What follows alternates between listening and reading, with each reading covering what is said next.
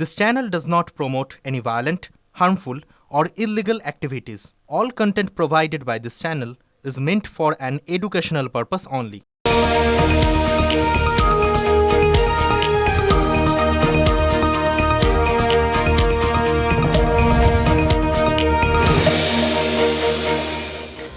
দেখো, Donald Trump যে একজন আদ্যন্ত ব্যবসায়ী এটা নিয়ে তো আমাদের কারুর কোনো সংশয় নেই, আপনাদেরও নেই, আমি জানি। কিন্তু সত্যি কথা বলতে কি, তার ব্যবসায়িক বুদ্ধি যে এতটা ক্ষুরোধার এটা বোধহয় কেউ ভাবতেও পারেনি। এমনকি ওই ইলন মাস্ক বা মার্ক জুকারবার্গ, এখনকার যারা সফল সব ব্যবসায়ী আর কি, আমাদের এখানে ধরলে বিভিন্ন যারা বড় বড় আছেন সবাই, এরা সবাই আমার ধারণা তার যে লেটেস্ট ব্যবসায়িক একটা প্ল্যান বা বুদ্ধি সেটা শুনলে জাস্ট ভেবলে যাবেন, জানেন তো। এমন দুর্দান্ত একটা বিজনেস প্ল্যান তিনি তৈরি করেছেন এই সোশ্যাল মিডিয়াকে কেন্দ্র করে আর কি। ওই জন্যই বললাম মার্ক জুকারবার্গ, ইলন মাস্করা সবাই চমকে যাবে। এই দুর্দান্ত বিজনেস প্ল্যানের কথাটা আজকে আপনাদের সাথে শেয়ার না করলেই নয়। দুর্দান্ত এটা অবশ্য কোট আন কোট বললাম, কারণ মার্কিন মুলুকে কেউই এটাকে খুব একটা ভালো চোখে দেখছেন না। এবার বিষয়টা কি দেখুন, এই ইরান যুদ্ধটা এবং সেই সংক্রান্ত বিষয়টা আপনারা সবাই খুব খুব কাছ থেকে দেখছেন আর কি। কাছ থেকে দেখছেন মানে আমাদের মিডিয়ার মাধ্যমে সবার মধ্যে যথেষ্ট পরিমাণ গোটা বিষয়টা নিয়ে কৌতূহল রয়েছে, কারণ এই যুদ্ধটা সরাসরি আপনার আমার ওই ভাঁড়ারে এসে ধাক্কা মেরেছে, রান্নাঘরে এসে ধাক্কা মেরেছে। ফলে আমাদের বুঝতে হচ্ছে কোথায় সাহেব কী করছেন আর তার ফল কী হবে। আরও এক দল এই ব্যাপারটাকে এরকমই খুব কাছ থেকে মনিটর করছে, খুব মানে নিগুড়ভাবে পুরো জিনিসটাকে দেখছে আর কি। তারা কারা জানেন? শেয়ার বাজার। কারণ এক একটা পদক্ষেপ তিনি নিচ্ছেন, এক একটা মন্তব্য করছেন, আর শেয়ার বাজারে হয় ধস নামছে আর নয় শেয়ার বাজার রকেটের গতিতে ওপর দিকে উঠছে, মানে একদম নাগরদোলায় চড়িয়ে দিয়েছেন পুরো শেয়ার বাজারটাকে। এবার এই জায়গাটাতেই মূলত গোটা ব্যাপারটা নিয়ে একটা শোরগোল পড়ে গেছে। দেখুন, এটা সব সময় মাথায় রাখবেন, পাগল একরকম জিনিস আর শিয়ানা পাগল তারা খুব বিপজ্জনক। এই ট্রাম্প হচ্ছেন তাই। তিনি তো প্রতি মুহূর্তে যেগুলো করেন সেটা থেকে তাদের দেশের লোকজন তার মস্তিষ্কের কি অবস্থা সেটা নিয়ে বিভিন্ন রকম মন্তব্য করেন, গবেষণা করেন। কিন্তু বিশ্বাস করুন, ট্রাম্পকে দেখে একটা মানে একদম গোড়ার বিষয় পরিষ্কার বুঝে গেছি। উনি যা করেন সব ভেবে চিন্তে করেন, দেখে মনে হয় পাগলামো করছেন, এতটুকু পাগলামো করছেন না। বলেন না মেথড ইন ম্যাডনেস, ওর হচ্ছে তাই। প্রত্যেকটা পাগলামোর পেছনে একটা সুনির্দিষ্ট কারণ থাকে এবং সেই কারণটা একটা ব্যবসায়িক কারণ, যাতে শেষ পর্যন্ত তার লাভ হয়। এবার এক্ষেত্রে আপনাদের বলি, এই ব্যাপারটা একটু যদি বিশ্লেষণ করে তাহলে আপনাদের কাছে পরিষ্কার হয়ে যাবে যে কি করে গোটা বিষয়টা এইভাবে সবার চোখের সামনে এলো। দেখুন, প্রথম থেকে দেখা যাচ্ছিল ট্রাম্প একটা অদ্ভুত কাণ্ড কারখানা করছেন। ওই বললাম, এক একটা মন্তব্য করছেন, চো করে শেয়ার মার্কেট তুঙ্গে চলে যাচ্ছে গোটা বিশ্ববাজারেই। তারপর আবার তিনি এমন একটা কিছু করছেন, একটা পদক্ষেপ নিচ্ছেন, একটা সিদ্ধান্ত নিচ্ছেন বা মন্তব্য করছেন, শেয়ার বাজার পুরো হুড়মুড়িয়ে ভেঙে পড়ছে। যখন ওঠে শেয়ার বাজারে বলে বুল মার্কেট, আর যখন এরকমভাবে পড়ে তখন বলে বেয়ার। তো এই বুল আর বেয়ারের কাণ্ড কারখানায় অসংখ্য মানুষজন তারা নাকি প্রতিনিয়ত সর্বশান্ত হচ্ছেন আর ফয়দা লুটছেন একমাত্র ট্রাম্প। কীভাবে?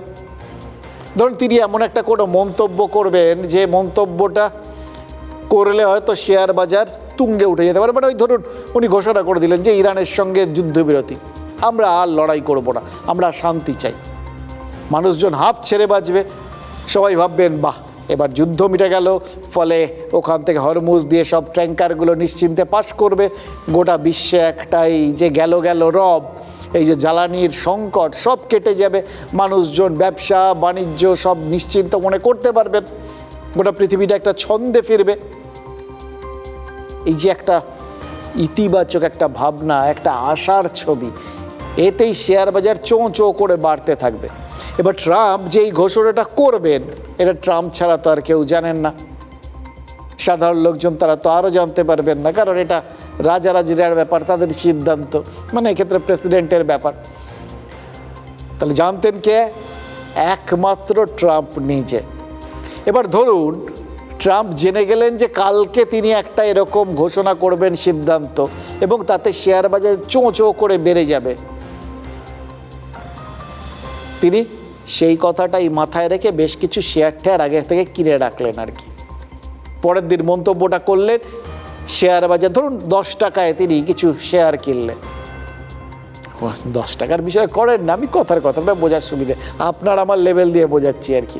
তো পরের দিন তিনি মন্তব্যটা করলেন, শেয়ার বাজার তুঙ্গে চলে গেল, 10 টাকার শেয়ারটা পৌঁছে গেল 50 টাকায়।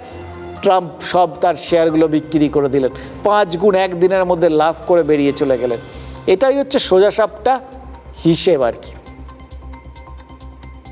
আবার হয়তো কিছু বললেন, পরের দিন শেয়ার বাজার ধমাস করে পড়ে গেল, ভেঙে চুরে তছনছ হয়ে গেল, একদম তলানিতে চলে গেল। আবার তিনি কিনলেন, আবার তারপর কিছু বললেন, আবার শেয়ার বাজার চলে গেল। এটাই চলছে এবং ইদানিংকালে এই যে যুদ্ধগুলো চলছে ইরানের সঙ্গে, এই বাজারে ট্রাম্প নাকি বিশাল পরিমাণ এরকম শেয়ার কেনা বেচা করেছেন।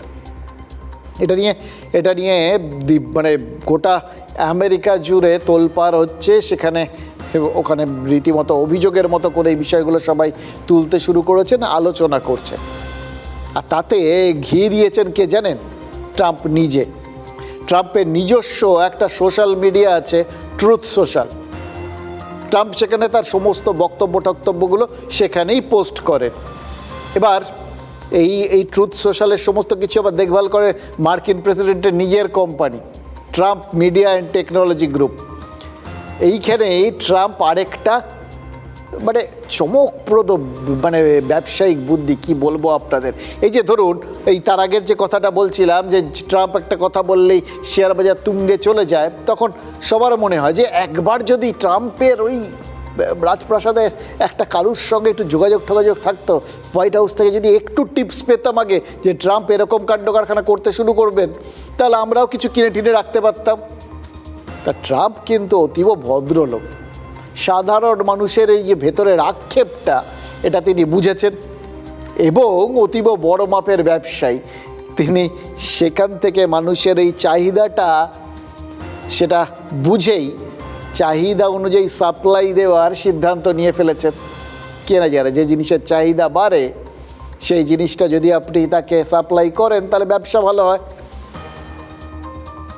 যে মুহূর্তে ট্রাম্প দেখেছেন যে লোকজনের মধ্যে এই আলোচনাটা হচ্ছে যে তিনি মন্তব্য করে বাজার বাড়িয়ে দিয়ে তিনি সমস্ত শেয়ার বিক্রি করে দিচ্ছেন, সেই মুহূর্তে ট্রাম্প বুঝে গেছেন মানুষজন চাইবে তার এই পোস্টগুলোকে আগাম জানতে।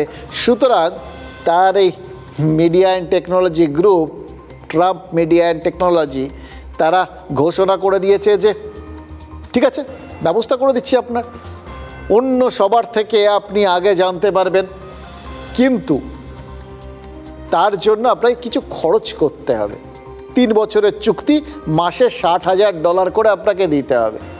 যারা দেবেন তারা ওই প্রেসিডেন্ট সাহেবের এই যে পোস্টগুলো, মানে এই যে চমকপ্রদ সব সিদ্ধান্তগুলো, যেগুলোর ওপর নির্ভর করে শেয়ার বাজার হয় তুঙ্গে উঠবে নয় হুড়মুড় করে ভেঙে পড়বে, সেগুলো অন্য সবার থেকে বেশ কয়েক ঘন্টা আগে জানতে পারবেন।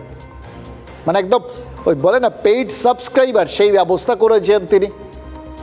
এই পেইড সাবস্ক্রাইবার করার বিষয়টাই কিন্তু ওই ওয়াল স্ট্রিটের সংস্থাগুলোকে টার্গেট করে, মানে যারা মূলত ওই শেয়ার মার্কেটে কাজকর্ম করে তাদের টার্গেট করে।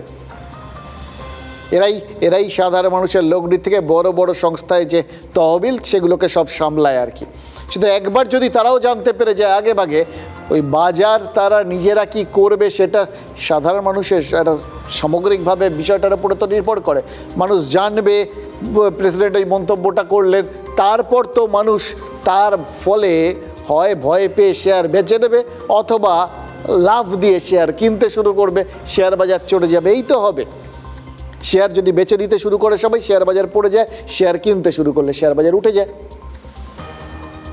এবার এই মন্তব্যটা ট্রাম্প কি বলবেন সেটা যদি বাকি শেয়ার বাজারের মানুষগুলোর আগে এই সংস্থা যারা আর কি এই সাবস্ক্রাইব করবেন, অর্থাৎ তার কাছ থেকে টাকার বিনিময়ে পোস্টগুলো আগাম জেনে নেবেন, তারা আগেভাগে জেনে যাবেন।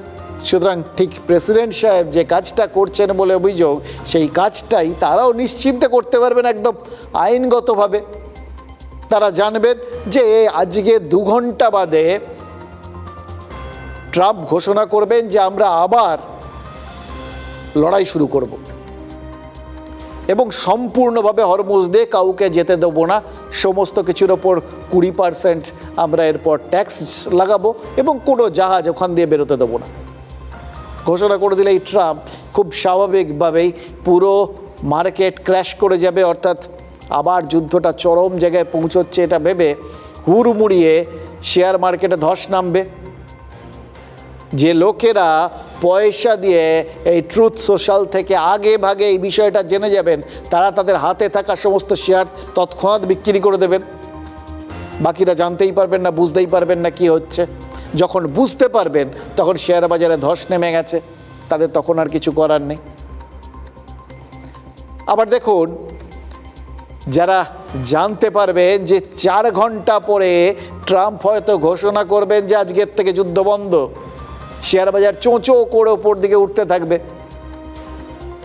তারা আগে ভাগেই ওই 4 ঘন্টায় যে যত পারবেন নিজেদের সমস্ত টাকা দিয়ে শেয়ার কিনে বসে থাকবেন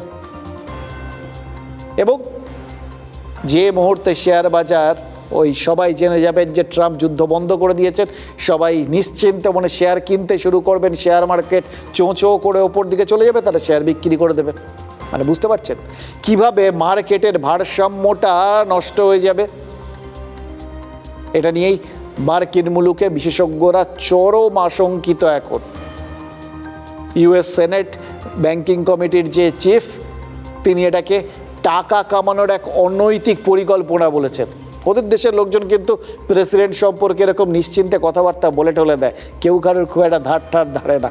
এবং সত্যি কথা বলতে কি, এরকম সবাই যা খুশি তাই বলতে পারে বলে ওখানে এই যে স্বাধীনতাটা আছে প্রেসিডেন্ট সম্পর্কে যা খুশি বলার, এই ট্রাম্পের মতো প্রেসিডেন্টরা কে কী বলছে সেটা কেউ খুব একটা গায়ে মাখেন না। ও বলে বলুক, আমার কাজ আমি করে যাই। এবং এক্ষেত্রেও তো তাই, যত সমালোচনা হচ্ছে, যা কিছু হচ্ছে, ট্রুথ সোশ্যালে 1 আগস্ট থেকে এই সার্ভিসটা শুরু হয়ে যাচ্ছে। ও সমস্ত সমালোচনায় মাথাই ঘামাচ্ছেন না ট্রাম্প। ও বলছে বলুক না, আমি তো পয়সা কামিয়েই। এবং ইতিমধ্যেই বিভিন্ন সংস্থা ওই টাকা পয়সা দিয়ে সাবস্ক্রিপশন নিতে শুরু করেছে। মানে বুঝতে পারছেন, নিজে মুনাফা লুটছেন, প্লাস অন্যকে মুনাফা লোটার সুযোগ করে দিয়ে তাদের থেকেও আবার মুনাফা লুটছেন। কত বড় ব্যবসায়িক বুদ্ধি ভাবুন তো। এবার মাঝখান থেকে কারা পড়ে পড়ে মার খাচ্ছেন? আপনি, আমি, আপনার আমার মতো সাধারণ মানুষ, যারা অসংখ্য মানুষ আছেন যারা এই শেয়ার মার্কেটের ওপর নির্ভর করে এবং যারা সরাসরি শেয়ার মার্কেটে এইভাবে বিনিয়োগ করেন না, কেউ মিউচুয়াল ফান্ডে করেন, যারা সেটাও করেন না, তারাও যে একদম নিশ্চিন্তে থাকেন তা তো নয়। এই ট্রাম্পের এই ওঠানো নামানো, এই যাবতীয় দোলনায় চড়িয়ে দেওয়ার মতো তারা কি বাঁচতে পারছেন না। কারণ তাদের সংস্থা, তারা যে কোম্পানিতে কাজ করেন, সেই কোম্পানির শেয়ার যদি এই চক্করে একবার ধসে যায়, তারা যদি বিরাট টাকা লস করে বসে থাকেন, তাহলে তার ভাগ, তার যে ভোগান্তি, সবটাই তো তার কর্মীদের ওপর এসে পড়বে। বুঝতে পারছেন, যারা শেয়ার মার্কেটে কাজকর্ম করেন তারা কতটা ক্ষিপ্ত সাম্প্রতিককালে ট্রাম্পের ওপর ভাবতে পারবেন না। কারণ ট্রাম্পের জন্যই পুরো নাগরদোলা হচ্ছে পুরো ব্যাপারটা। এই জায়গার থেকে আবার একটা জিনিস অদ্ভুত লাগছিল,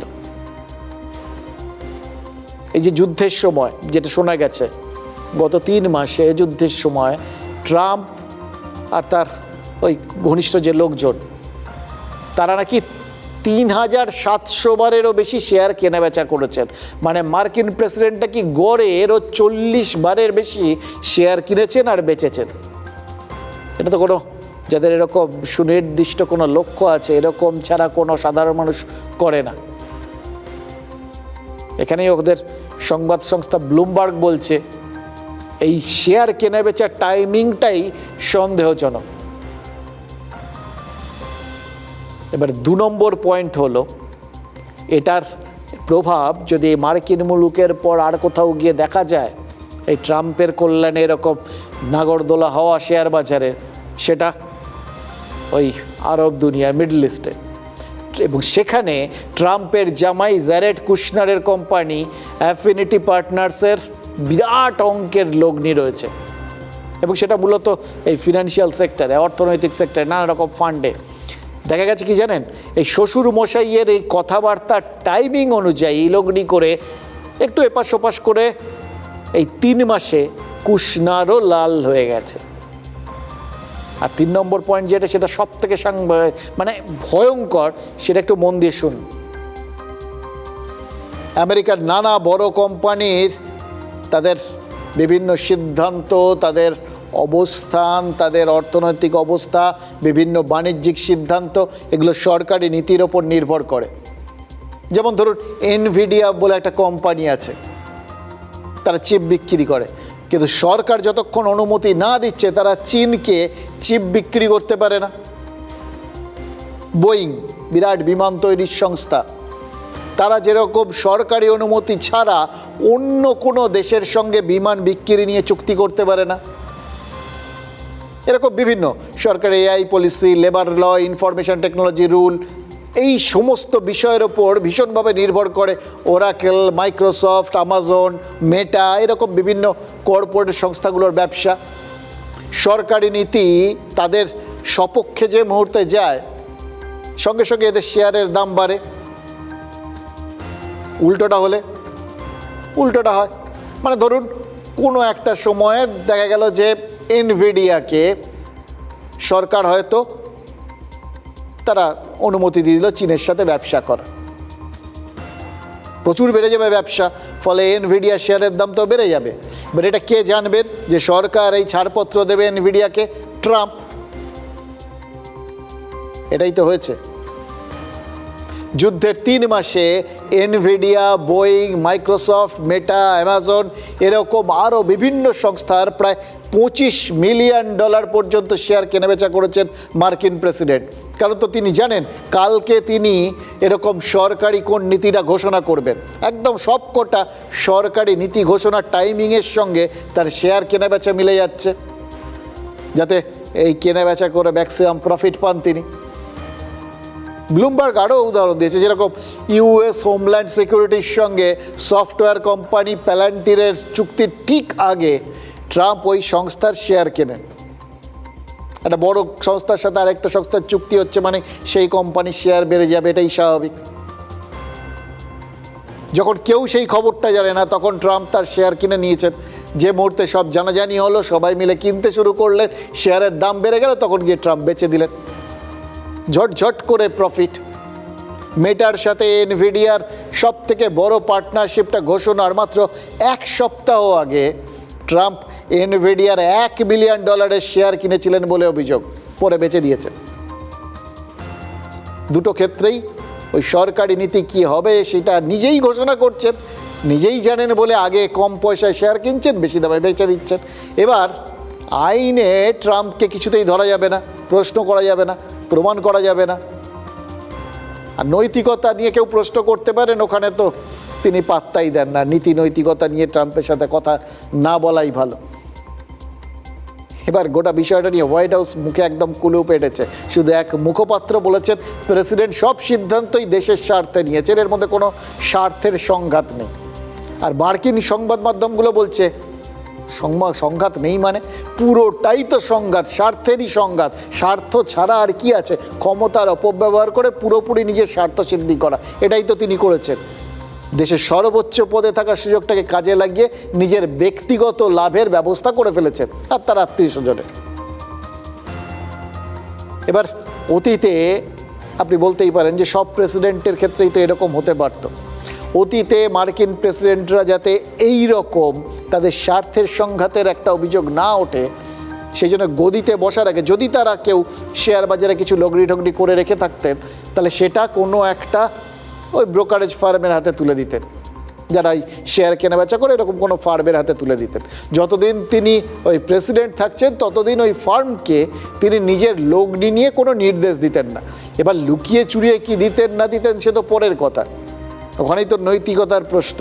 কিন্তু সবাই মোটামুটি বলতেন যে না, আমি এই সমস্ত কিছু করি টরিনি। এবং সত্যি কথা বলতে কি, অতীতে এরকম খুব একটা এরকম ক্ষেত্রগুলোতে কোনো প্রেসিডেন্টকে শেয়ার বাজার থেকে এরকম অস্বাভাবিক লাভ করতেও দেখা যায়নি ওই সময়। ফলে এই প্রশ্নগুলো ওঠেনি। এই যে একটা সংস্থার ওপর এরকমভাবে ছেড়ে রাখা, এটাকে বলা হয় ব্লাইন্ড ট্রাস্ট সিস্টেম। ট্রাম্প এসবের ধার ধারেননি, নিজেই শেয়ার বেচা করেছেন আর কামিয়েছেন আর নিজেই সিদ্ধান্ত নিয়েছেন। তাহলে কি দাঁড়ালো ব্যাপারটা? এবার একটু পুরোটা গুটিয়ে আপনাদের দু চারটে অল্প কথা এবার বলি। নিজের দেশের মানুষের টাকায় মার্কিন প্রেসিডেন্ট যুদ্ধ লাগিয়েছেন, যুদ্ধ করছেন, সেই যুদ্ধ থেকে আবার নিজেই মুনাফা লুটছেন এই শেয়ার বাজার থেকে, যুদ্ধের বিভিন্ন সিদ্ধান্তগুলোর পরিপ্রেক্ষিতে শেয়ার কেনা বেচা করে। মানে এই যে যুদ্ধটা, তার মানে খুব অঙ্ক কষে লাগিয়েছেন ট্রাম্প, কারণ এটা সম্পূর্ণ তার সিদ্ধান্ত। কি বুঝলেন? গোটা বিশ্ব জ্বলে পুড়ে ছারখার হচ্ছে, অসংখ্য মানুষ চাকরি হারাচ্ছেন, কেউ আত্মহত্যা করছেন, কেউ যুদ্ধে গিয়ে প্রাণ দিচ্ছেন। যুদ্ধে ইসরায়েলের মানুষ মরছেন, ইরানের মানুষ মরছেন, আরব দুনিয়ার মানুষ মরছেন, মার্কিন সেনারাও মরছেন কেউ কেউ। আর গোটা ওই বললাম বিশ্বজুড়ে বিভিন্ন জায়গায় যেখানে এই জ্বালানি সংকটকে কেন্দ্র করে অর্থনৈতিক সংকট তৈরি হচ্ছে, মারা যাচ্ছেন। যারা হরমুজে জাহাজগুলো আক্রান্ত হচ্ছে, তারপর আক্রমণ হচ্ছে, মারা যাচ্ছেন। চারপাশে হাহাকার হচ্ছে, আর মাঝখান থেকে আপনার আমার মতো সাধারণ মানুষকে, সেটা সাধারণ মানুষই, সেটা আপনার এই দেশের অজপরাগায়ের মানুষই হন বা আমেরিকার ঝাঁ চকচকে শহরের মানুষই হন, ভবিতব্য এক, উজবুক বনা। এই রাজনৈতিক নেতারা, মানে ট্রাম্প তো এক্ষেত্রে রাজনৈতিক নেতাই, তাদেরই প্রতিনিধি, একটু ফর্সা প্রতিনিধি, এই যা তারা চিরকাল আপনার আমার মতো সাধারণ মানুষকে যেরকম উজবুক বানিয়ে এসছেন সেটাই করে যাচ্ছেন। দেশ, কাল, সময় যাই হোক না কেন, যতই ফারাক না কেন, কিচ্ছু এসে যায় না। এই বোকা বানানোর এই মডেলের কোনো পরিবর্তন নেই, এই মডেলের কোনো ফেল করারও চান্স নেই, সব সময় এটা একদম পাস করে। এবং যার জন্য আরেকটা জিনিস খুব পরিষ্কার হয়েছে, আপনার আমার মতো সাধারণ মানুষের সর্বনাশ করে ট্রাম্পের মতো রাজনৈতিক নেতাদের বিন্দুমাত্র দ্বিধা, লজ্জা কিচ্ছু দেখা যায় না। ওনার বক্তব্যটা শুনলে আপনাদের মনে হবে এরকম সাম্যবাদী বোধহয় আর কেউ নেই। কিন্তু দেখুন কি পরিমাণ মানে চক্ষু লজ্জার মাথা খেয়ে তিনি নিজের, আসলে তিনি যে ওই শুনলেন যে তার সোশ্যাল মিডিয়ায় তার বক্তব্যে সাবস্ক্রাইবার বৃদ্ধি করা, এমনিতেই বিভিন্ন যে এই বিভিন্ন যারা আর কি ভ্লগ ঠক করেন আর কি, তারা দেখবেন বলার সময় বলেন যে এটার আগে এটা বলবো আপনাদের, কিন্তু তার আগে প্লিজ একবার ওই সাবস্ক্রাইব বাটনটায় ক্লিক করে নিন। উনি সেরকমভাবে নিজের বিজ্ঞাপন করে দিলেন, কি করলে কি হয় সেটা বুঝিয়ে দিলেন, সাধারণ মানুষের সামনে মূল্য ঝুলিয়ে দিলেন। ভাবুন একটা, মানে কি পরিমাণ রাজনীতিকরা যখন ব্যবসায়ী হন, অবশ্যই ইদানিংকালে ব্যবসায়ীরাই রাজনীতিক হন, এটা মোটামুটি প্রমাণিত হয়ে গেছে আর কি। তাদের পাল্লায় পড়ে আপনার আমার মানুষের কি অবস্থা বলুন তো। মানে আমাদের যখন তখন এখানে কিনছেন ওখানে বেচছেন, ব্যবসা। মানে পাকে চক্রে ভগবান ভূত হন, কিন্তু রাজনীতির চক্রে পড়লে ভগবানের কি হবে সেটা স্বয়ং ভগবানও বলতে পারবেন বলে মনে হয় না। এই যে ট্রাম্প গোটা বিশ্বকে ভুগিয়ে একটা যুদ্ধকে নিয়ে এত বড় ফাটকা খেলছেন, এটা শুধুমাত্র কোনো রাজনৈতিক নেতাই ভাবতে পারেন বা করতে পারে। আপনি আমি অবাক হই, এটা হতে পারে, এটাই হয়, কারণ রাজনৈতিক নেতারা এতেই অভ্যস্ত। এবং এটা যদি কোনো রাজনৈতিক নেতাকে বলেন যে ট্রাম্প এরকমভাবে অসংখ্য মানুষকে পথে বসিয়ে তাদের সর্বনাশ করে দিয়ে নিজের পৌষমাস করে নিয়েছেন, আর যেই অবাক হন, রাজনৈতিক নেতারা হবেন না। তারা জানেন পরিস্থিতিকে নিজের স্বার্থে ব্যবহার করাটাই আসলে রাজনৈতিক বৈশিষ্ট্য এবং দক্ষতা। ইরানে লোক মরছে, অন্যান্য দেশে তুমুল ক্ষতি। এখন পর্যন্ত 16 এই সদ্য যা পেলাম খবর 17 জন হয়ে গেছে। ইরাকে আরেকজন মারা গেছে, 17 জন আমেরিকান সৈন্য শহীদ হয়ে গেছে। এদের প্রাণের বিনিময়ে ট্রাম্প ডলার কামিয়ে যাচ্ছে। শুধু বিদেশে হয়? অবাক হচ্ছে? একটু তলিয়ে ভাবুন তো। ট্রাম্প সম্ভবত মমতা বন্দ্যোপাধ্যায়ের নাম জানেন না, আবার বলা যায় না, জানতেও পারেন, কারণ বাংলা বিজয়ের পর শুনলাম উনি তো বিজেপিকে অভিনন্দনও জানিয়েছেন, সুতরাং নিশ্চয়ই অপোনেন্টের নামটা জেনে নিয়েছেন। আমার ধারণা উনার তো কাউকে কৃতিত্ব দেওয়ার কোনো অভ্যেস নেই। যদি থাকতো সামান্যতম কৃতজ্ঞতা বোধ, তাহলে হয়তো তিনি বলে দিলেও দিতে পারতেন যে তিনি এই কৌশলটা মমতা বন্দ্যোপাধ্যায়কে দেখে শিখেছেন। কেন বলছি? দেখুন, এই শহীদ দিবসকে নিয়ে যা হচ্ছে এবং যা হয়েছে এবং যা সামনে আসছে, তারপরে এই কথাটা না বলে আমাদের, ওই বললাম না, এই কথাটা আজকে এই তুলনাটা বা এই ভাবনাটা না ভাবলেই নয়, না বললেই নয়। 1993 সালের 21শে জুলাই আপনাদের মনে আছে, মহাকরণ অভিযান ডেকেছিলেন তৎকালীন যুব কংগ্রেস নেত্রী মমতা বন্দ্যোপাধ্যায় এবং পুলিশের গুলিতে তার 13 জন কর্মীর প্রাণ গেছিল বলে দাবি করেছিলেন। চরম জায়গায় নিয়ে গেছিলেন সেই আন্দোলনটা। সেই থেকে প্রত্যেক বছর শহীদ দিবস পালিত হচ্ছে 21শে জুলাই। মমতা বন্দ্যোপাধ্যায় কংগ্রেস ছেড়ে তৃণমূল কংগ্রেস করেছেন, 21শে জুলাইকে সঙ্গে নিয়ে চলে এসছেন, তার মালিকানাটা সঙ্গে নিয়ে চলে এসছেন। এটা তার ফিক্সড ডিপোজিটের মতো ছিল। 21শে জুলাই মমতা বন্দ্যোপাধ্যায় বড় কিছু একটা ঘোষণা করেন। 21শে জুলাই তার শপথ নেওয়ার দিন। 21শে জুলাই মানুষকে বুঝিয়ে দেওয়ার, জানিয়ে দেওয়ার যে কতজনের রক্তের বিনিময়ে এই তৃণমূল সরকার ক্ষমতায় এসছে, যে শহীদদের রক্ত কিছুতেই ব্যর্থ হতে দেওয়া যাবে না।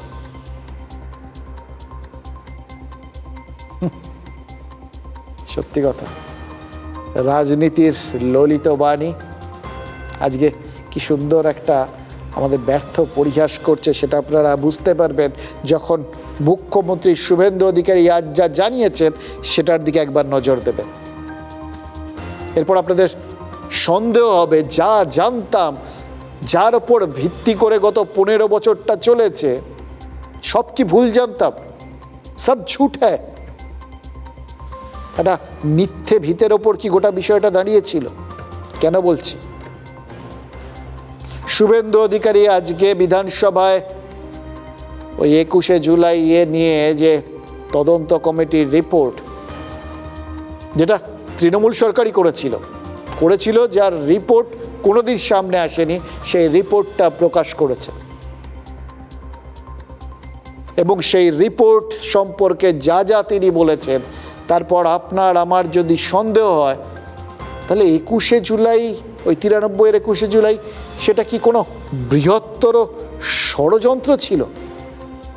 ট্রাম্প যেরকম গোটা বিশ্বকে বিপদে ফেলে নিজের দেশের সেনার রক্তের বিনিময়ে, অসংখ্য মানুষের জীবনের বিনিময়ে ফয়দা লুটছেন, তেমনই কি ওই তৎকালীন যুব কংগ্রেস কর্মীদের রক্তের বিনিময়ে কারোর উন্নতির সোপান তৈরি করার পরিকল্পনা হয়েছিল?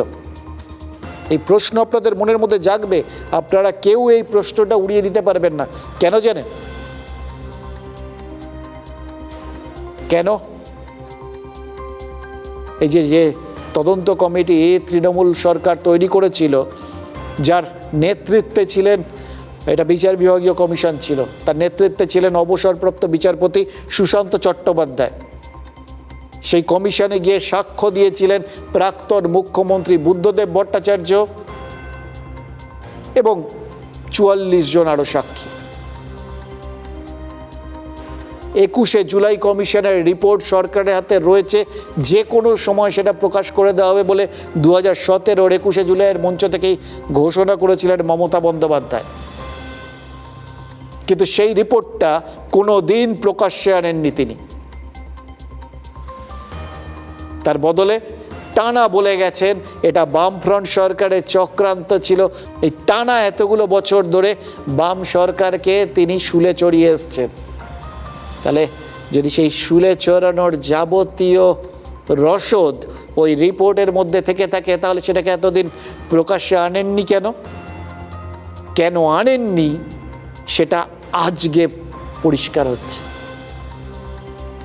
মুখ্যমন্ত্রী শুভেন্দু অধিকারী আজকে বলেছেন 21শে জুলাইয়ের মিছিলে গুলি চালানোর নির্দেশ দিয়েছিলেন তৎকালীন স্বরাষ্ট্র সচিব মনীশ গুপ্ত। সম্পূর্ণরূপে তার সিদ্ধান্ত ছিল এটা। লাখ পাঁচেক লোক মহাকরণ দখল করে নিতে আসছে, এই জন্যে গুলি চালানো হয়েছিল। এই যে একটা তথ্য, এই যে একটা বক্তব্য চারপাশে ছড়িয়ে দেওয়া হয়েছিল, সেটা নেহাতি কষ্টকল্পনা ছিল, এটার কোনো বাস্তব ভিত্তিই ছিল না। যেখানে ঘটেছিল গোটা ঘটনাটা, সেখানে পুলিশের গুলি চালানোর কোনো যথার্থ কারণ ছিল না। এমনকি যারা মারা গেছেন তাদের মৃত্যু পুলিশের গুলিতে, এর যথার্থতা নিয়েও প্রশ্ন রয়েছে। বুঝতে পারছেন?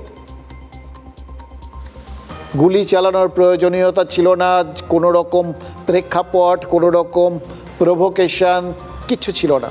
অথচ পুলিশকে গুলি চালাতে বলেছিলেন মনীশ গুপ্ত, এটাই তো এই রিপোর্টে আছে বলে জানিয়েছেন শুভেন্দু অধিকারী।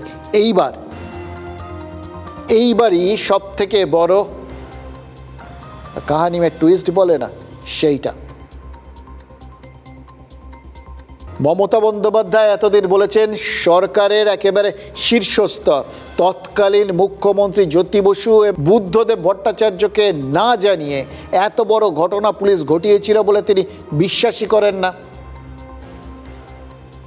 কিন্তু আজ যা শুভেন্দু অধিকারী বললেন সেটা বিশ্বাস করলে, বা যে রিপোর্ট আছে রিপোর্টের কথাই তো তিনি বলেছেন, বিধানসভায় যখন দিয়েছেন সেটা সবাই দেখতে পারবেন। সুতরাং এই রিপোর্ট বলছে যে তৎকালীন স্বরাষ্ট্র সচিব মনীশ গুপ্ত এই গোটা ব্যাপারটার জন্য দায়ী, একাই দায়ী। তৎকালীন সরকারকে অন্ধকারে রেখে স্রেফ মহাকরণ দখলের গুজবের উপর ভিত্তি করে তিনি পুলিশকে গুলি চালাতে বলেছিলেন।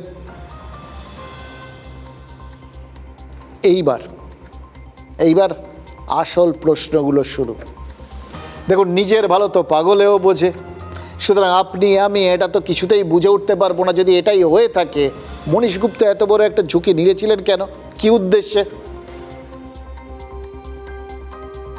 এখানেই আবার বলছি, তৎকালীন বাম সরকারের বিরুদ্ধে বৃহত্তর কোনো ষড়যন্ত্র হয়েছিল না হয়নি, সেই প্রশ্নটা উঠে আসছে। কেন জানেন? একদিকেই নিয়মিত শহীদ দিবসের যেরকম পালন করা হয়েছে, শহীদদের জন্য শ্রদ্ধার্ঘ অর্পণ করা হয়েছে, শহীদদের প্রতি মানুষের আবেগকে শহীদের রক্ত হবে নাকো ব্যর্থ এই স্লোগান দেওয়া হয়েছে। অন্যদিকে যে স্বরাষ্ট্র সচিব মনীশ গুপ্ত এই গুলি চালনার নির্দেশ দিয়েছিলেন বলে এই রিপোর্ট বলছে, তাকে পুরস্কৃত করে মন্ত্রিসভায় ঠাঁই দেওয়ার মতো ঘটনা ঘটেছে। কার মন্ত্রিসভা? মমতা বন্দ্যোপাধ্যায়ের মন্ত্রিসভা। তারপর মানে শুধু মমতা বন্দ্যোপাধ্যায় 2011 সালে মনীশ গুপ্তকে টিকিট দেননি যাদবপুরে, তাকে বিদ্যুৎ মন্ত্রী করেছেন, পরবর্তী ক্ষেত্রে তাকে রাজ্যসভাতেও পাঠিয়েছিলেন। এবং সব থেকে বড় কথা কি জানেন? এই তদন্ত কমিশন যখন এই মনীশ গুপ্তর বিরুদ্ধে তদন্তের তথ্য প্রমাণগুলো খুঁজে পাওয়ার চেষ্টা করেছে, তৎকালীন সরকার মমতা বন্দ্যোপাধ্যায়ের সরকার সেই তথ্য প্রমাণ কমিশনকে দেয়নি বলে অভিযোগ। কেন? মনীশ গুপ্তকে কেন বাঁচিয়ে দেওয়া? কেন মনীশ গুপ্তকে বারবার পুরস্কৃত করা? যে শহীদদের প্রতি এই অন্যায়, তাদের মৃত্যুর শোধ নেওয়ার জন্য মমতা বন্দ্যোপাধ্যায় এরকম একটা কমিটি করে ফেললেন। আসল জায়গাটায় তিনি সেটাকে ঢেকে রাখলেন কেন সযত্নে? সত্যি কথা বলতে কি 2011 সাল থেকে অনেক ভেবেও তার কোনো উত্তর পাওয়া যায়নি। কিন্তু আজকে শুভেন্দু অধিকারী 21শে জুলাইয়ের রিপোর্টটা প্রকাশ্যে আনার পর যদি কারোর মনে এই ষড়যন্ত্রের তত্ত্বটাই সব থেকে বেশি ওঠে, এবং কারোর যদি মনে হয় ঠিক যেভাবে ডোনাল্ড ট্রাম্প গোটা বিশ্বের বিভিন্ন প্রান্তের মানুষের রক্তের বিনিময়ে নিজের ব্যক্তিগত স্বার্থসিদ্ধি করেছেন, ঠিক একইভাবে আমাদের রাজ্যে, আমাদের এখানে অসংখ্য শহীদের রক্ত কোনো রাজনৈতিক নেতা কি তাহলে নিজের ব্যক্তিগত স্বার্থসিদ্ধির জন্য ব্যবহার করেছেন? শহীদের রক্ত পাড়িয়ে কি কারোর উন্নতির সোপান তৈরি হয়েছে? তাহলে তাকে দোষ দেওয়া যাবে? যিনি কালকে কালীঘাট তৃণমূলের কর্মসূচিতে হয়তো যাবেন, তিনি তথ্য সরবরাহ করেননি, তিনি একটাও নথি দেননি, কারণ ওনার পাওয়ার মিনিস্টার ফেঁসে যাওয়ার প্রভূত সম্ভাবনা ছিল।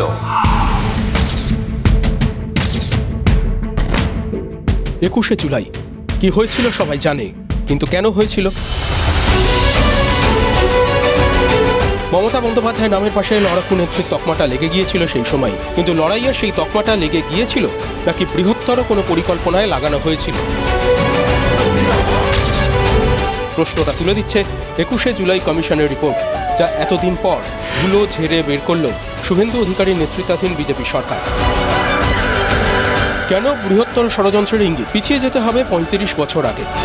1991 সাল পিভি নরসিমহা রাওয়ের মন্ত্রিসভার সদস্য হলেন মমতা বন্দ্যোপাধ্যায়। পরের বছরই মন্ত্রিত্ব থেকে পদত্যাগ করেই বামীদের বিরুদ্ধে পথে নামার হুঙ্কার ছাড়লেন তৎকালীন যুব কংগ্রেস নেত্রী মমতা বন্দ্যোপাধ্যায়। পরের বছর 93-এ রাইটার্স অভিযান ইস্যু, নির্বাচনে বামেদের রিগিংয়ের অভিযোগ তুলে সচিত্র পরিচয়পত্রের দাবিতে কর্মসূচি, আর তাতেই পুলিশের গুলি ও মৃত্যুর অভিযোগ। কেন্দ্রীয় মন্ত্রী হিসেবে পদত্যাগ, তারপরের মহাকরণ অভিযান এবং মাত্র 5 বছরের মধ্যে কংগ্রেস ছেড়ে একক ক্ষমতায় তৃণমূল কংগ্রেস নামে নতুন দল গঠন, গোটাটাই কি বৃহৎ কোনো চিত্রনাট্যের অংশ? প্রশ্ন তুলে দিচ্ছে 21শে কমিশনের রিপোর্টই। 21শে জুলাইয়ের দায় স্বাভাবিকভাবেই বাম সরকারের ঘাড়ে পড়েছিল, যা থেকে বামেদের বিরুদ্ধে লড়াকু নেত্রী হিসেবে এককভাবে মমতা বন্দ্যোপাধ্যায়ের ইমেজ ব্র্যান্ডিংয়ের পথটা মসৃণ হতে শুরু করে। কমিশনের রিপোর্ট অনুযায়ী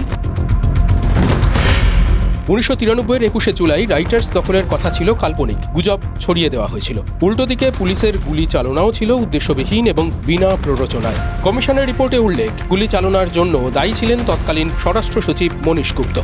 সেই মনীশ গুপ্তকেই মন্ত্রী করেছিলেন মমতা বন্দ্যোপাধ্যায়। রিপোর্ট অনুযায়ী মনীশ গুপ্তকে বাঁচাতেই কমিশনকে নথি দেওয়া হয়নি এবং শহীদের জন্য পরামর্শ অনুযায়ী ক্ষতিপূরণও দেয়নি তৃণমূল সরকার। এমনকি তথ্যগুলো যাতে প্রকাশ্যে না আসে তার জন্য কমিশনের রিপোর্ট প্রকাশ্যে আনা হয়নি। রাইটার্স বিল্ডিং আক্রমণের আশঙ্কা কাল্পনিক ছিল। রাইটার্স বিল্ডিং থেকে বহু দূরে অবস্থানরত জনতাকে নিয়ন্ত্রণ করার জন্য গুলি চালনার প্রয়োজন ছিল না। রাইটার্স বিল্ডিং আক্রমণের আশঙ্কা কাল্পনিক ছিল। যেসব স্থানে গোলযোগ হয়েছিল, যেখানে গুলি চালানো হয়েছিল, তাই রাইটার্স বিল্ডিং থেকে অনেক দূরে। রিপোর্ট প্রকাশের দাবি জানিয়েছিল বামেরা। কমিশনের সামনে সাক্ষ্য দিয়েছিলেন বুদ্ধদেব ভট্টাচার্য থেকে বিমান বসুরা। এখন রিপোর্ট সামনে আসায় বৃহত্তর ষড়যন্ত্রের ইঙ্গিত নিয়ে সরব বামেরাও। পশ্চিমবাংলায় বামফ্রন্টের বিরুদ্ধে মমতা বন্দ্যোপাধ্যায় 13 জন যুব কংগ্রেস কর্মীর মৃতদেহকে সিঁড়ি হিসেবে ব্যবহার করেছিলেন। 13 জন যুব কংগ্রেস কর্মীকে মরতে পাঠিয়ে তাদের মৃতদেহের ওপর দিয়ে পা রেখে উনি রাইটার্সে যাওয়ার স্বপ্ন দেখেছেন। আজকের মুখ্যমন্ত্রী সেই সময় মমতা বন্দ্যোপাধ্যায়ের অন্যতম দক্ষিণ হস্ত ছিলেন। মুখ্যমন্ত্রী সরকারে আসার আগে তার দলকে এবং মানুষকে প্রতিশ্রুতি দিয়েছিলেন যে তারা সরকারে এসে তদন্ত করে দেখবেন যে কাদের জন্য এতগুলো মৃত্যু হলো এবং তাদেরকে উনি শাস্তি দেবেন বলেছিলেন। তিনি কথা রাখেননি। আমাদের সরকার কথা রাখবে। কালকে একটা সিনেমা দেখতে গেছিলাম, জানেন তো, ক্রিস্টোফার নোলানের দ্য ওডিসি। গোটা বিশ্বে ওই সিনেমাটা হইচই ফেলে দিয়েছে আর কি। এর মেকিং, এর পুরো ব্যাপ্তি, এই সেই ইলিয়াড আর ওডিসি আপনারা জানেন আর কি, হোমারের সেই মহাকাব্য দুটো, সেই ওডিসিকে কেন্দ্র করে এই গোটা ব্যাপারটা। এবার দেখুন, সেখানে একটা জায়গা ছিল আর কি, ওই ট্রয়ের যুদ্ধের পর আপনারা সবাই জানেন ট্রয়ের যুদ্ধে কিভাবে সে কাঠের ঘোড়ার পেটের মধ্যে ঢুকে স্পার্টানরা সব ওখানে ঢুকে পড়েছিল শহরের মধ্যে। তারপর সেই ঘোড়ার পেট থেকে বেরিয়ে এসে ছাড়খাড় করে দিয়েছিল ট্রয়কে। এগুলো আপনারা সবাই জানেন। তো ট্রয়ের যুদ্ধের পর যখন ওডেসিয়াস, একজন সেনাপতি, সে তার পুরো বহর নিয়ে আর কি, নৌবহর নিয়ে দেশে ফেরার জন্য ফিরছে, পথে আস্তে আস্তে সে বিভিন্ন কারণে তারা সঙ্গী হারায়, তারা পথ হারায়, একটা চরম দুর্দশার মধ্যে পড়ে এবং শেষ পর্যন্ত একটা জায়গায় গিয়ে একজন উইচ, একজন ডাইনি তাদের এই পরামর্শ দেয় যে অমুক জায়গায় যাও, সেখানে বলি দিলে, কোনো পশুর বলি দিলে তাহলে প্রেতাত্মারা তারা এসে তোমাকে রাস্তা বাতলে দেবে। তারা গেলেন একটা জায়গা যেখানে বলেছিলেন, সেখানে গিয়ে দুটো ভেড়া বলি দিলেন এবং প্রেতাত্মারা সেই ভেড়ার রক্ত খেতে এলো এবং এসে তার সাথে কথা বলতে শুরু করলো। এই পর্যন্ত ঠিক আছে, তারা রাস্তা বাতলালো, কি হবে না হবে ভবিষ্যৎবাণী করলো, এগুলো সব করলো। কিন্তু তারপর কি হলো জানেন? দেখা গেল অসংখ্য আত্মা আছে ওখানে। ওডিসিয়াস ভেবেছিলেন যে তার বন্ধুরা তার কাছে আসবে, তাদের কাছ থেকে তিনি পরামর্শ পাবেন যারা যুদ্ধক্ষেত্রে মারা ঠারা গেছেন। দেখলেন মানে কাতারে কাতারে প্রেতাত্মা আসছে। আসলে এরা সবাই তার কথায় যুদ্ধে নেমেছিলেন, তার সহযোদ্ধা ছিলেন, যাদের প্রাণ গেছে এবং যাদের আজকে তিনি বেঁচে আছেন তিনি ভুলে গেছেন।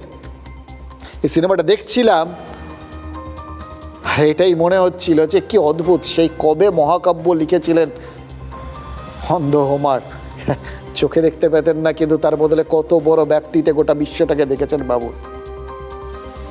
যে আজকের দিনেও সেটা সমান প্রাসঙ্গিক হয়ে আছে।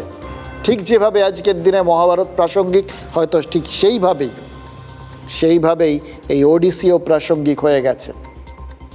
আজকের দিনেও আমরা ভুলে যাই কিভাবে সাধারণ মানুষ, সাধারণ কর্মীদের বিসর্জন দিয়ে তাদের বিনিময়ে কিভাবে রাজনৈতিক নেতারা নিজেদের স্বার্থ সিদ্ধি করেন, তাই না? এটাই বাস্তব। দেখুন, ক্ষমতায় এসে 1 ডজনেরও বেশি কমিশন তৈরি করেছিলেন মমতা বন্দ্যোপাধ্যায়।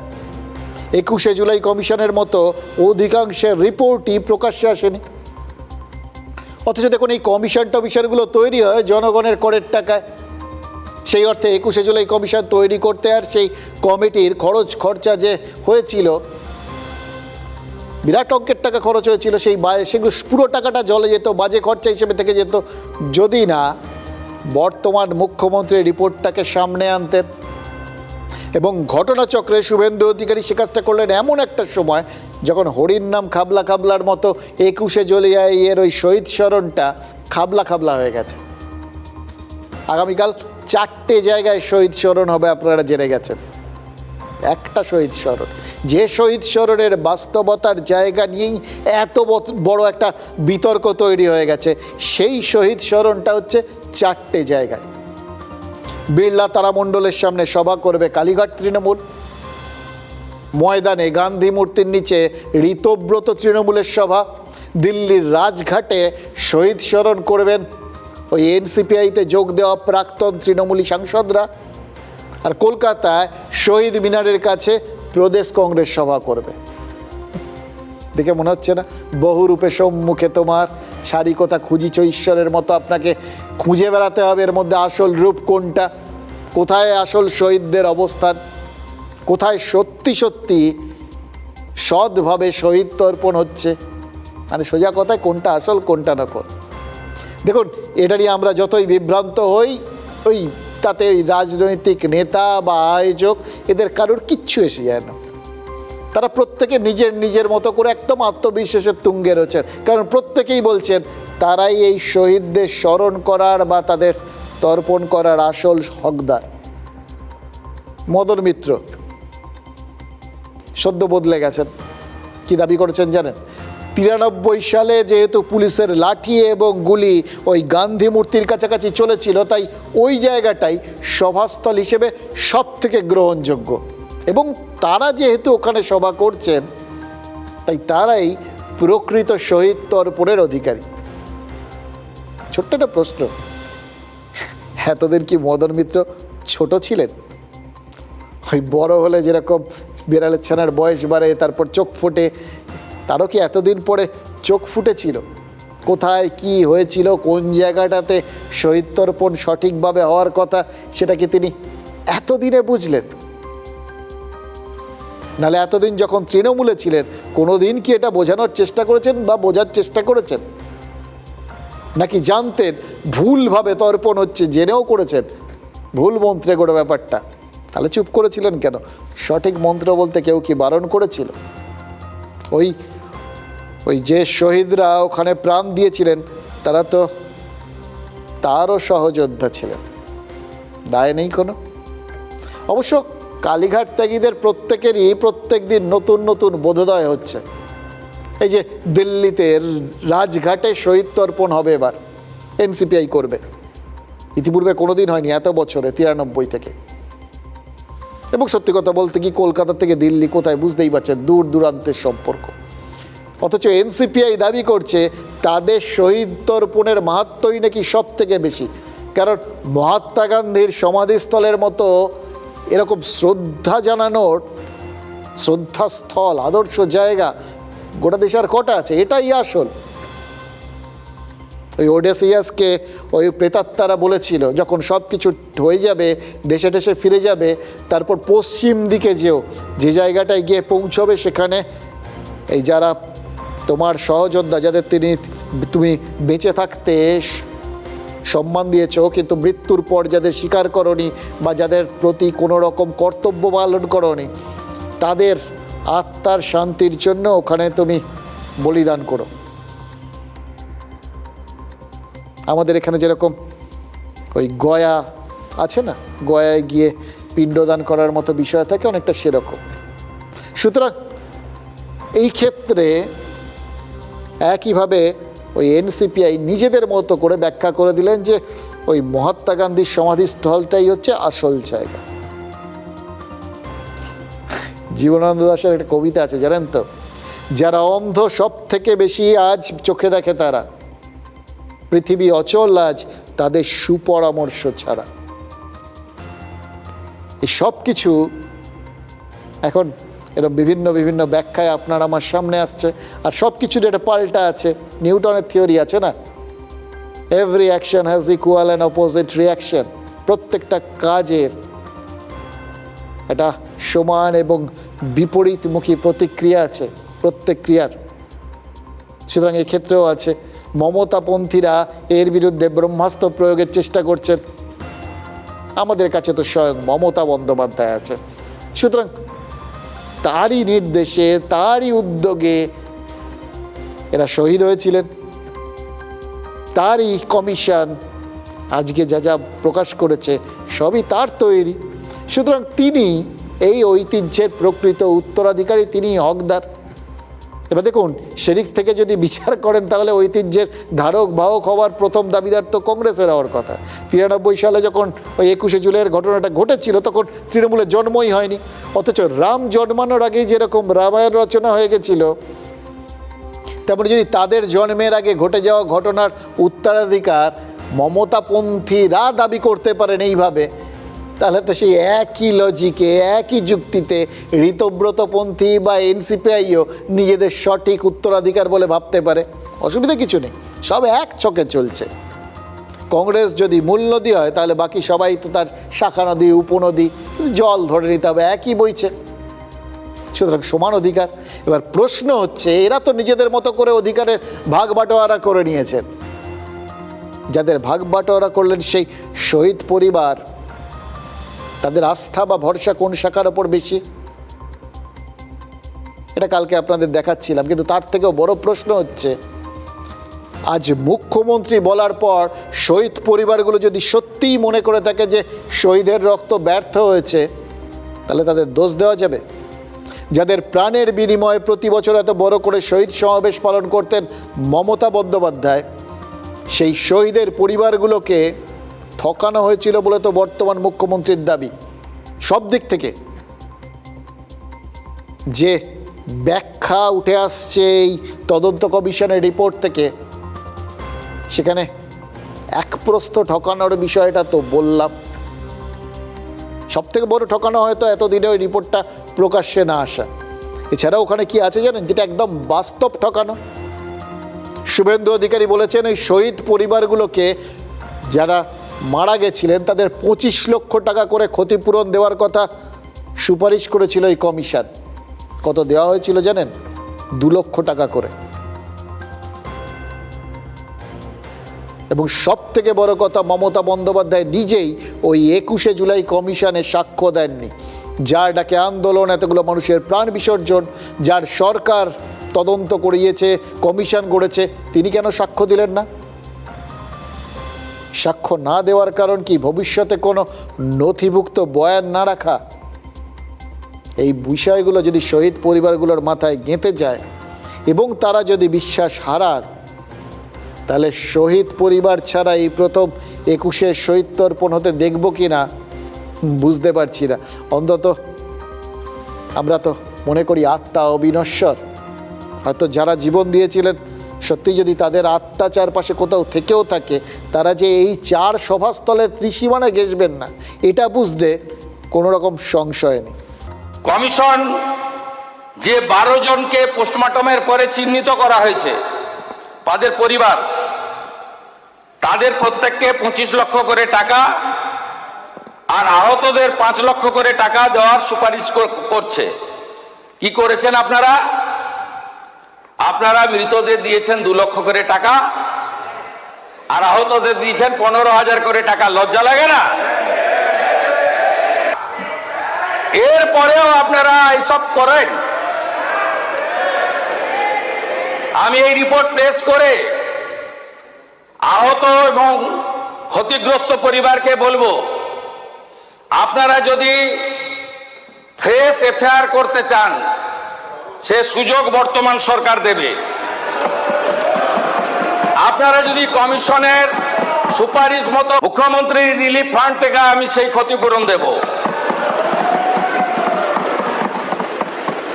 আর যারা আপনাদেরকে ব্যবহার করে এমপি হলো, এমএলএ হলো, মন্ত্রী হলো, মুখ্যমন্ত্রী হলো, চার্টার ফ্লাইটে চললো, হেলিকপ্টারে আকাশে থাকলো, বাড়ি গাড়ি সম্পত্তি করলো, দুবাই গেল, সিঙ্গাপুর গেল, আমেরিকার হপকন্সে চিকিৎসা করালো,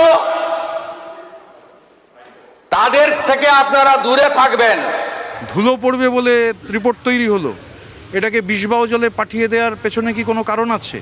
আপনি শুভেন্দু অধিকারী, আপনার কাছে এই হাউস চিরকালের জন্য কৃতজ্ঞ থাকবে। তার কারণ আপনি একটা কবরস্থ ডেড বডিকে মাটির তলা থেকে খুঁড়ে নিয়েছে আবার প্রকাশ্যে বার করেছেন। প্রচুর ব্যাখ্যা, পাল্টা ব্যাখ্যা, তাই না? এবং সব ব্যাখ্যা দেখুন রাজনীতি করে এবং নিজের মতো করে করে। এটা আমরা ইদানিং বুঝতে শিখে গেছি। রাজনীতি যে কোনো জিনিসের ব্যাখ্যা নিজের মতো করে সেটাকে নিজের পক্ষে নিয়ে আসতে পারে, এটাই রাজনীতির বিশেষত্ব।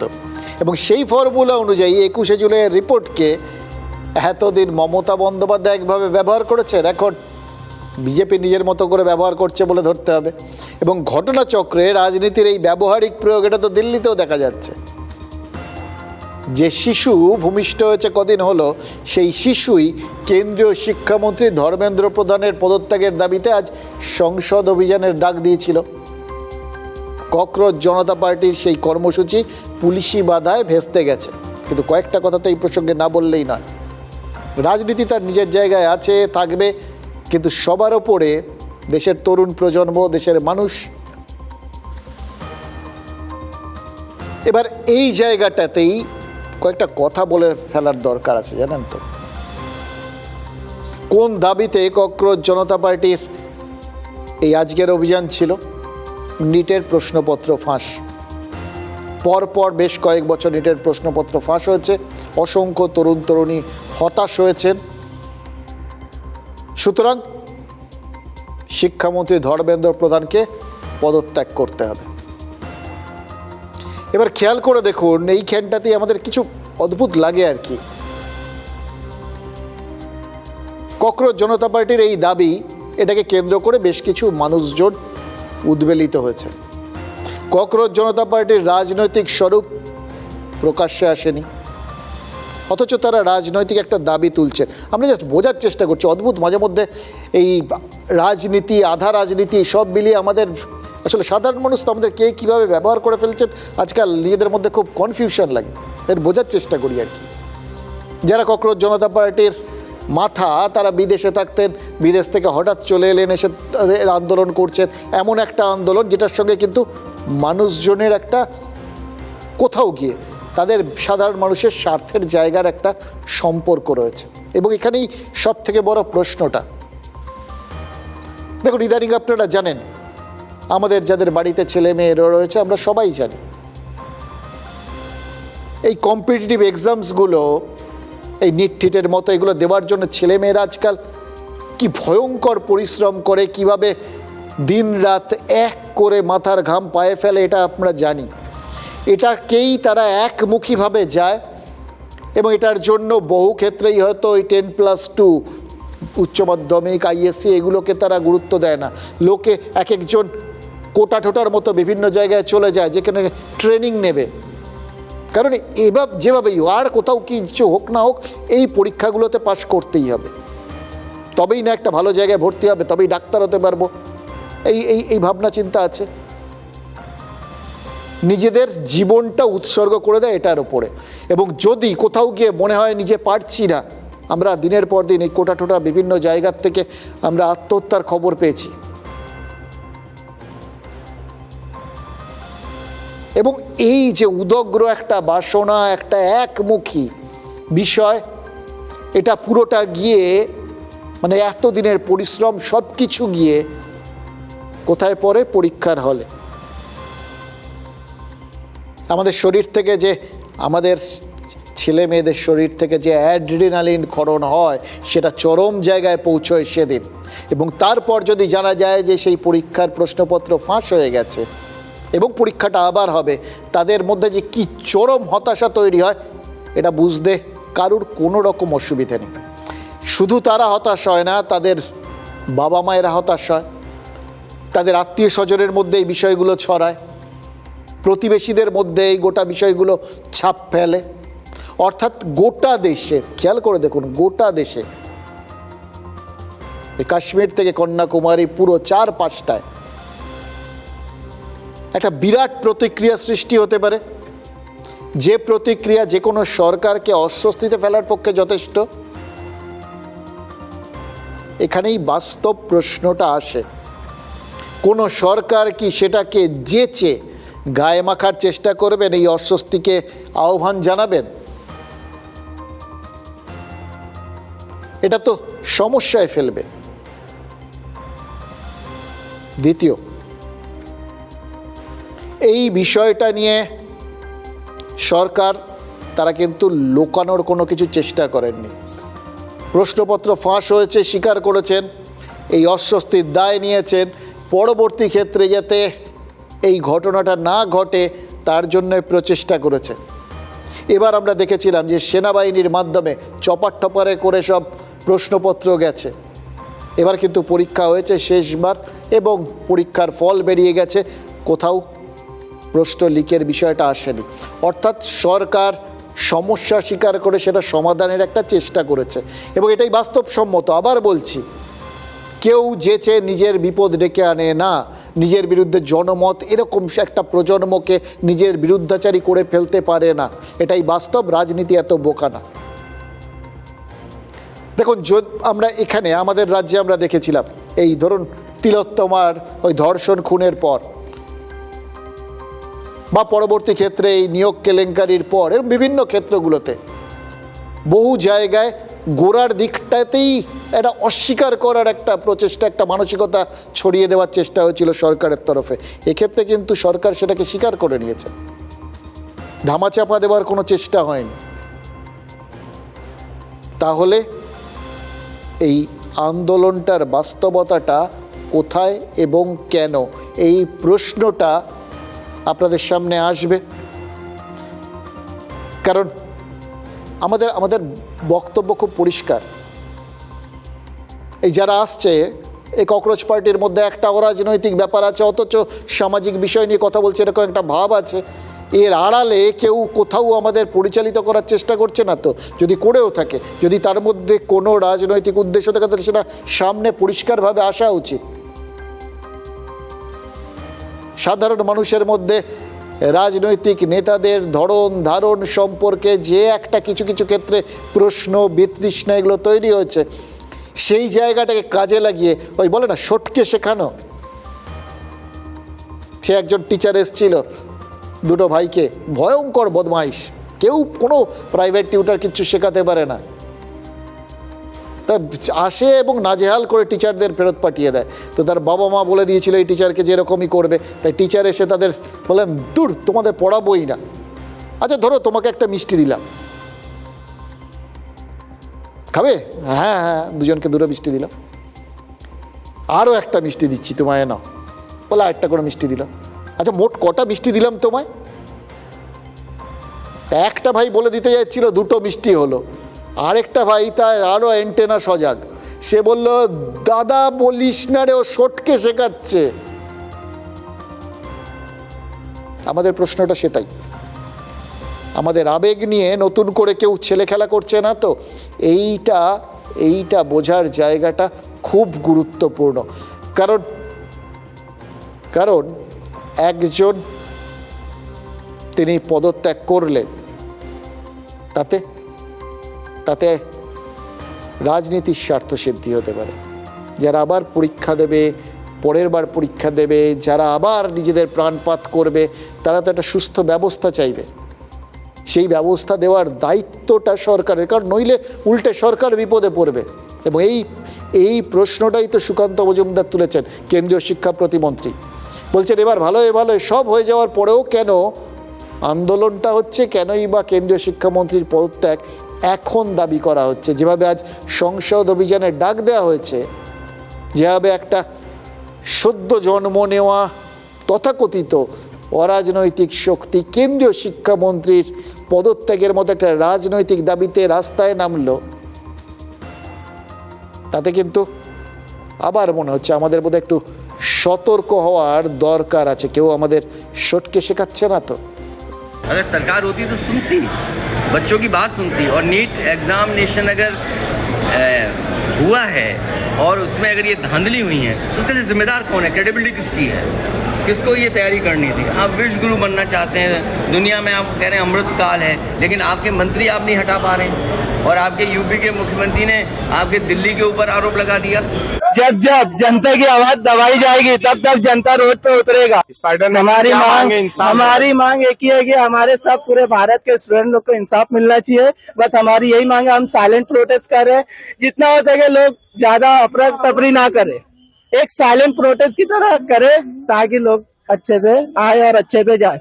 It's already, the NEET results are out, and one incident happened previously, unfortunately happened, but it's okay. Now we have come out of that unfortunate incident, and now I think everybody is happy with the results. দিল্লির যন্তর মন্তরে জমায়েত, সেখান থেকে সংসদ ভবনের দিকে long March, এটাই তো আজকের কর্মসূচি।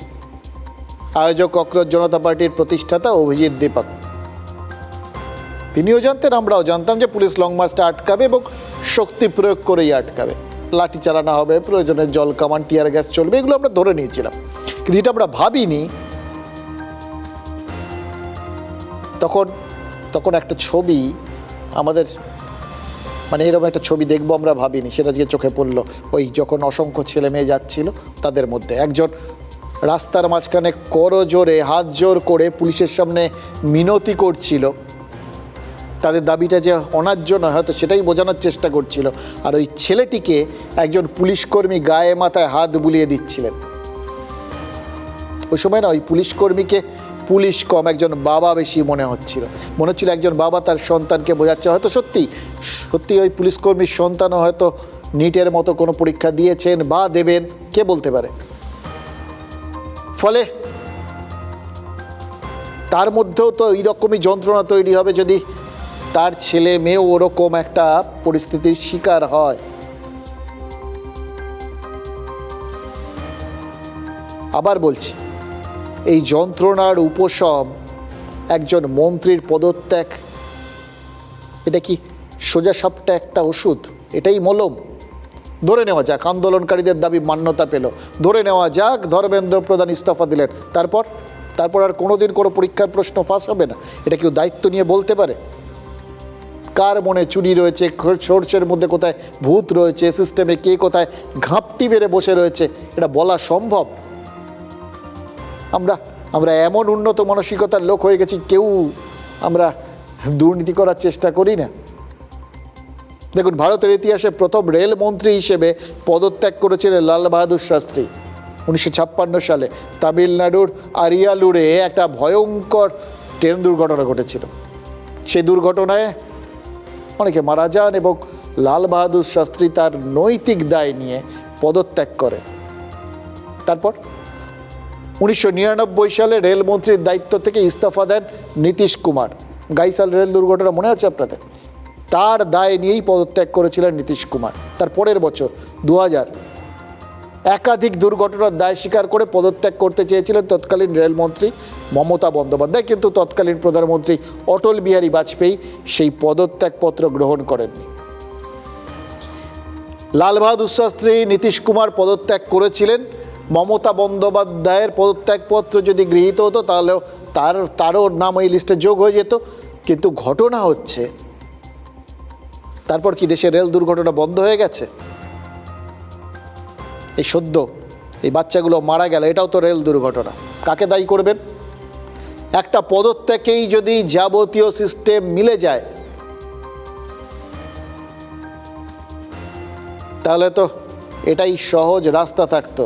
রাজনৈতিক নেতাদের কাছে, দলের কাছে বৃহত্তর স্বার্থে ক্ষুদ্রতর স্বার্থকে পরিত্যাগ করাটাই হচ্ছে সব থেকে সহজ কাজ। যদি কাউকে বিসর্জন দিলে যাবতীয় ঝামেলা মিটে যেত, তারা করে ফেলতেন। কিন্তু সেটা তো আবার বলছি হয় না। সুতরাং যারা এইরকমভাবে সুনির্দিষ্ট পদত্যাগ বা এই রাজনৈতিক স্বার্থ পূরণ করতে চান, তাদের কিন্তু আস্তে আস্তে পুরো বিষয়টাই রাজনৈতিক হয়ে যায়। তখন সাধারণ মানুষের উদ্দেশ্য পূরণটা কতটা জরুরি থাকে, এই প্রশ্নটা নিয়ে কিন্তু মনের মধ্যে বিশ্বাস করুন ধাঁধা লাগে। मुझे लगता है कि आंदोलन सबको करने का अधिकार है। अपने देश में लोकतंत्र है और हर एक आदमी को, हर एक समाज को, हर एक संगठन को शांति से आंदोलन करने का पूरा अधिकार है। लेकिन अगर कोई कानून हाथ में लेकर आंदोलन करते तो वहाँ पुलिस अपना काम करती है। मुझे लगता है कि धर्मेंद्र प्रधान जी का इस्तीफा मांगना इतना ठीक नहीं है, लेकिन इसमें सुधार क्या होना चाहिए, क्या दोबारा इसी तरह का पेपर फुटी ना हो, उसके लिए क्या करना चाहिए, इसके संबंध में सुझाव देने की आवश्यकता है। আপনারা কেউ পচমপল্লী গেছেন? আমাদের রাজ্যে এরকম ওই ফুলিয়া, দনেখালি, শান্তিপুর শাড়ির জন্য বিখ্যাত। তেলেঙ্গানার পচমপল্লী সেই রকম ইক্কত টিক্কত প্রচুর ওখানে শাড়ি তৈরি হয়। দেশ স্বাধীন হওয়ার পর ওখানেই শুরু হয়েছিল ভূদান আন্দোলন। শুরু করেছিলেন আচার্য বিনোবা ভাবে। মহাত্মা গান্ধীর আদর্শে উদ্বুদ্ধ ছিলেন তিনি। কি ছিল সেই ভূদান আন্দোলন? জমিদারদের কাছে একটা আবেদন, যাতে তারা তাদের জমি ভূমিহীন মানুষের হাতে তুলে দেন। মহৎ উদ্দেশ্য, মহৎ একটা আবেদন। হয়েছিল কিচ্ছু হয়নি। ওই আবেদন নিবেদন, ওই আন্দোলনে কিচ্ছু হয়নি। শেষ পর্যন্ত ভূমিহীন মানুষের হাতে ভূমি হস্তান্তর নিশ্চিত করতে আইন আনতে হয়েছিল। 1951 সালে ওই মধ্যস্বত্বভোগী বিলোপ আর ভূমি সংস্কার আইনটা এনেছিল নেহরু মন্ত্রিসভা। অর্থাৎ যে কাজটা আদর্শে উদ্বুদ্ধ হয়ে করার স্বপ্ন দেখেছিলেন বিনোবা ভাবে, সেই কাজটা বাস্তবোচিত করতে আইনের প্রয়োজন ছিল। ওরকম আবেদন নিবেদনের মাধ্যমে হয়নি, ওটাতে রাজনৈতিক হস্তক্ষেপের প্রয়োজন ছিল। মানে শুধু আদর্শ দিয়ে যে কিছু হয় না, আদর্শের যে রাজনীতিকে প্রয়োজন বাস্তবায়নের জন্য, এটাই তো আসল কথা। এর আরও বেশ কিছু উদাহরণ রয়েছে। সবথেকে ঐতিহাসিক উদাহরণটা দিই। এদেশে অনশন আন্দোলনকে অন্য মাত্রা দিয়েছিলেন তো মহাত্মা গান্ধী। তিনি প্রথম অনশন আন্দোলন করেছিলেন আহমেদাবাদে 1918 সালে শ্রমিকদের মজুরি বৃদ্ধির দাবিতে।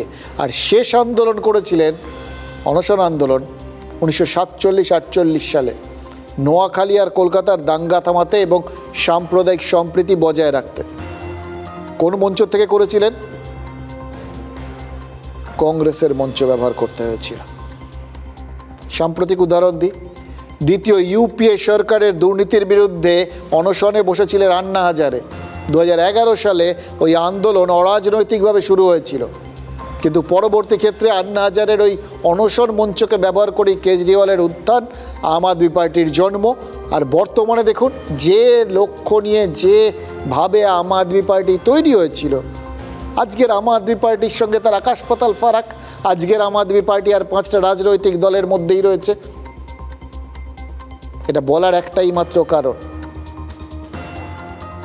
প্রশ্নপত্রের প্রতিবাদ সহ একাধিক ইস্যুতে যে বিষয়টা শুরু হয়েছে, সেটার মধ্যে সামগ্রিক রাজনৈতিক আন্দোলন কম, অস্থিরতা সৃষ্টির মতো বিষয়টা একটু বেশি আছে। দেখুন, মানুষের ভাবনা, চিন্তা, আবেগ সেগুলো যদি ভুল পথে পরিচালিত হয় তাহলে কিন্তু ভবিষ্যতে মানুষের যাবতীয় ভাবনা চিন্তাগুলো দুর্বল হয়ে পড়ে। বিনোবা ভাবে থেকে আন্না হাজারে পর্যন্ত যতগুলো উদাহরণ দিলাম, এই সব কটা উদাহরণই শেষ পর্যন্ত কিন্তু ওই আদর্শে আটকে থাকেনি, রাজনীতি প্রধান হয়ে গেছে। ফলে এক্ষেত্রেও বক্তব্য হচ্ছে আমাদের কি একটু সতর্ক হওয়া উচিত, যাতে যে কেউ যে কোনোভাবে আমাদের ব্যবহার করে ফেলতে না পারে। এক, এবং দ্বিতীয়ত, কোন বিষয়টা আন্দোলনের জন্য বেছে নেওয়া উচিত, এমন কিছু ইস্যুই কি বেছে নেওয়া উচিত যেগুলো সত্যি মানুষের ইস্যু হয়ে উঠবে। বুঝতে পারছি না, বিশ্বাস করুন সময়টা দমকা হওয়ার, তো চারপাশটা কিরকম ওলট পালট হয়ে যাচ্ছে, যখন তখন ভাবনা চিন্তা সব ওলট পালট হয়ে উঠছে। বেশ কিছু শতবিরোধী প্রশ্ন এসে ধাক্কা মারছে মনের মধ্যে। এটাই কিন্তু সাধারণ মানুষের লক্ষণ। সুনির্দিষ্ট ভাবনা চিন্তায় থাকলে আপনি কোনো একটাকে বেছে নিতে পারেন, কিন্তু আমাদের মতো সাধারণ মানুষ যদি হন, নিজেকে যদি শুধু সাধারণ মানুষ হিসেবে ভাবেন, তাহলে কিন্তু আপনার মধ্যে এই প্রশ্নগুলো আসতে বাধ্য। এবার সেটার মাধ্যমে আপনারা কে কোন সিদ্ধান্ত নেবেন সেটা তো সম্পূর্ণরূপে আমাদের নিজেদের ব্যাপার। কিন্তু আমরা শুধু ভাবতে পারি, ভাবা প্র্যাকটিস করতে পারি।